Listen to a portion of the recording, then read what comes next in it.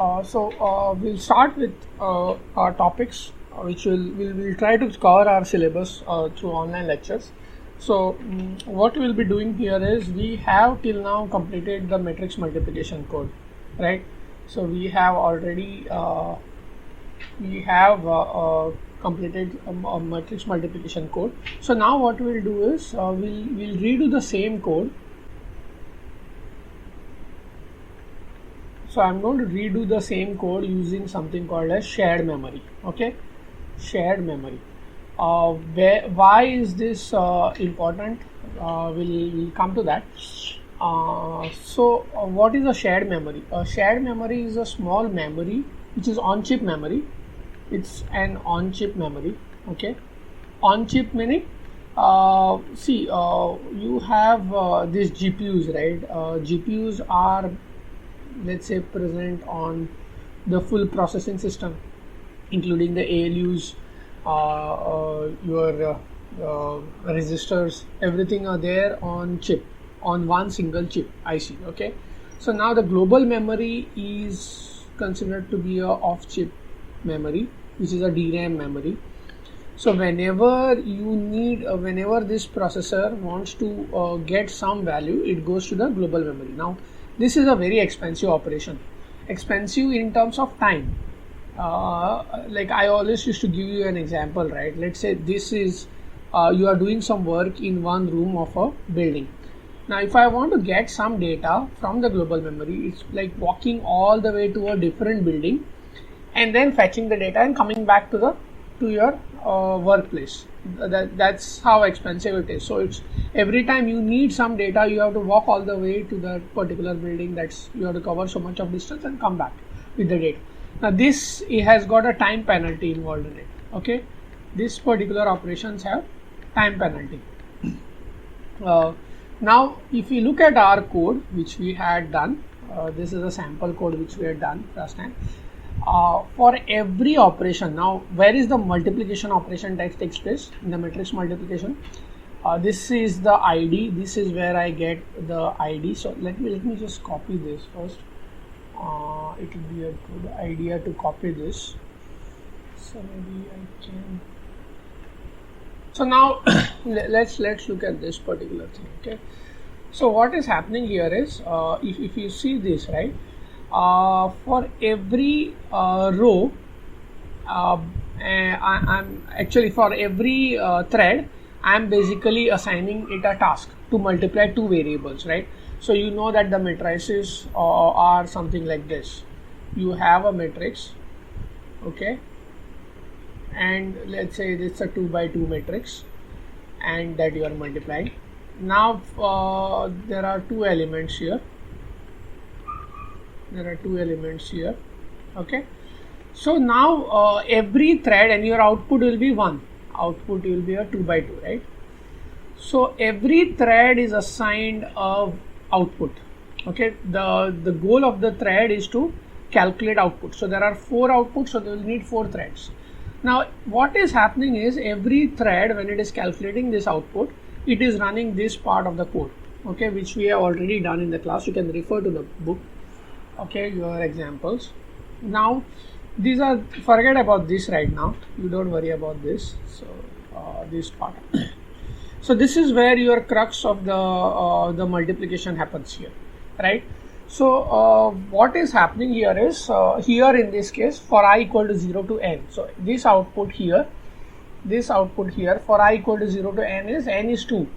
It's what it is doing is, this is your A and this is your B matrix. So what it is doing is A of row into n plus I. So this is row is 0. So this value is being multiplied with this value, right? And you store it in a temporary variable. In the second iteration for the same thread, okay, this is the thread I am working on right now. This is the thread which I am working on. So first iteration, it is multiplying this guy with this guy, and it is giving you storing it in a temp variable. Next, what is happening is I equal to 1. It is going to, A will be row into this, so A will be 1, row is 0, right? Row value is 0 because thread ID is 0, okay? 0, so I value is 1, B value will be equal to B of column is 0 plus 1 into 2, B of 2. So which is this? This is 0, this is 0, this is 1, this is 2, this is 3. So I am multiplying this guy here, A of 1, with B of 2. This is 0, 1, 2 and 3, right? These are how the memory is, how the matrix is stored in the memory, row wise. So I am multiplying this value at this and adding it to the original value of temp. The temp already had the multiplication of this guy with this guy. So I am adding it, accumulating it, and I am getting this answer, right? Now look at this. Where is your A? In which memory it is in? A. If you look at the code, where is this A? I am calling this, right? I am calling this from here, DA. DA is same as A, DB is same as B, device, right? So where is that? See this one here. Where is A and B? A and B are in global memory, right? So what is exactly happening here is you are going to the global memory how many times?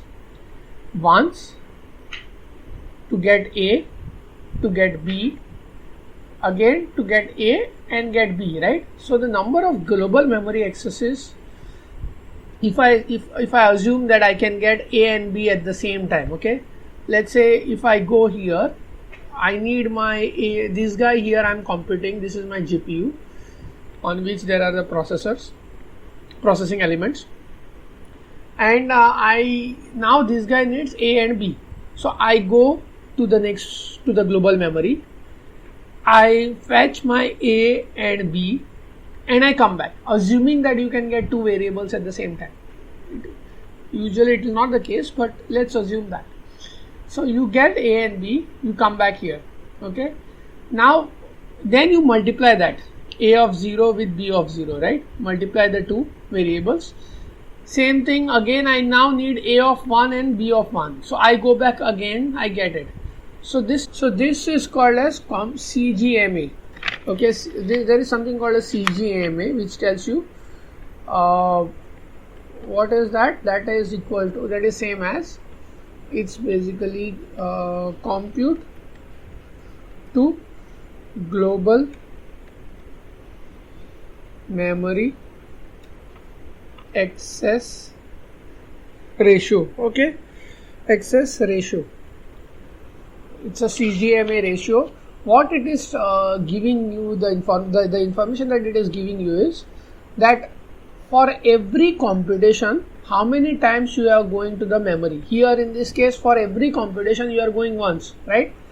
So one computation, one global memory access. So what will be the ratio? Computation is 1, global memory access is 1. 1 upon 1 is 1. It's 1.0 is the CGMA ratio. Now it's very expensive. Like why it's expensive is because every time you are going to the global memory access, you are wasting your time. The guy is waiting for the data.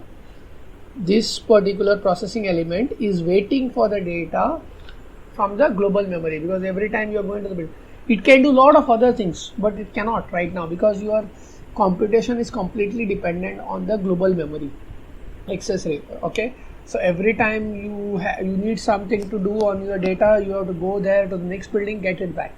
Okay, so the whole goal of this lecture will be like to reduce this time. Okay, the number of global memory accesses per computation which is needed. Okay, so how do we do that? That's where your shared memory comes into picture. So let's assume that this is your global memory. Okay, this is global memory. This is all what you call off-chip memories. Okay, this is a constant memory. We'll come to what is constant memory later on. So then it's okay. Then you have this blocks. Let's say that this is some grid. Let's say this is some block. Okay, let's say block 0. This is block 1. Okay, something like that. And you have these threads inside the block. So you have these threads inside the block. This is thread 1, thread 0, this is thread 1, this is thread 0, this is thread 1. Every thread has got its own something called as register memory. So one mistake which I have done here is this is not this will be not a block, it will be like, okay, so let's say that this is a block. Okay, this is a block, this is a block, and it's got a block 0, let's say. Okay, this is a block 0, this is a block 1. This here is a shared memory. This is a shared memory. Okay, so every block will have a its own shared memory. Okay, we'll be able to like share the memory between threads. Okay, so this one is fine. So now this is your registered memory. Every thread will have its own register memory. Okay, this register memory is only accessible to the thread. It's only accessible to the thread. Now this shared memory is accessible to all the threads within a block. All the threads within a block. Okay, so that's where how we will be like reducing the traffic in the on the global memory. Like every time this thread needs a data to be multiplied, it is going to the global memory, right? It's going to the global memory.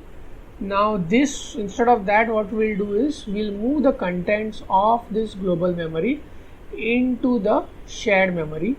Okay, and then the threads, let them access this contents through the shared memory. Now this traffic is decreased because you do these computations when you are doing the copying, you do it only once. So you don't need to like go again and again to the global memory. You can go to the shared memory. Like what is exactly happening here, right? If you see in this example, so if you are if you want to calculate this output, okay, what you are doing is you are again this row has to be multiplied with this column, right? This column here. Okay, so this row has to be multiplied with this column. Now the issue here is